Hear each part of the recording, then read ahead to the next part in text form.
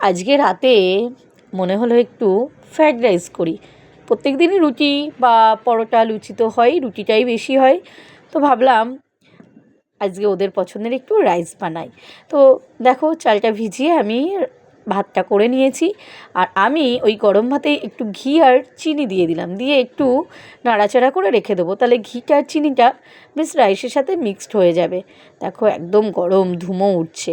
আর এই দিকে ততক্ষণে আমি একটু বিনস, গাজর ভালো করে ভেজে নিয়েছিলাম, আর গোটা গরম মশলা দিয়ে দিয়েছিলাম।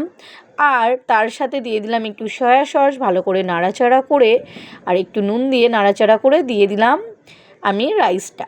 তো চলো ভালো করে একটু কড়াইতে একটু নাড়াচাড়া করে নেবো, তাহলে বেশ রাইসটা খেতে বেশ ভালোই লাগে। আর সয়া সসটা দিলেও কিন্তু খুব সুন্দর লাগে রাইসটা খেতে। তো তোমাদের আজকে রাতে কে কী ডিনার বানালে, কে কী ডিনার করছো জানিও। আর এরকম ডিনার তোমাদের কেমন লাগে? মাঝে মাঝে কিন্তু অল্টারনেট করে খেতে ভালোই লাগে, কি বলো, তাই না? আর বাচ্চাদের পছন্দই তো আমাদের পছন্দ। ওরা একটু রাইস খেতে ভালোবাসে, মানে ভাতের বদলে আর কি। রাইস, বিরিয়ানি, পোলাও এগুলো খেতে আমার ছেলে মেয়ে ভীষণ ভালোবাসে। তো চলো, মোটামুটি আমার রাইস দেখো মিক্সড হয়ে গেছে। তো আমি একবারে সবটা করতে পারবো না, দুবারে আমি রাইসটা ভালো করে মিক্সড করে নেবো কড়াইতে।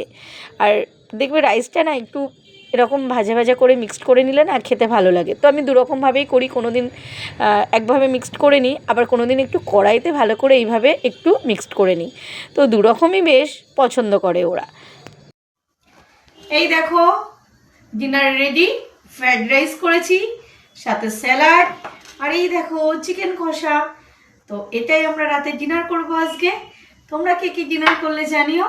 আর সবাইকে বলি গুড নাইট। আর এরকম ডিশ কারা কারা পছন্দ করো সেটাও জানিও। চলো, সকালবেলা আবার কালকে দেখা হচ্ছে। টাটা।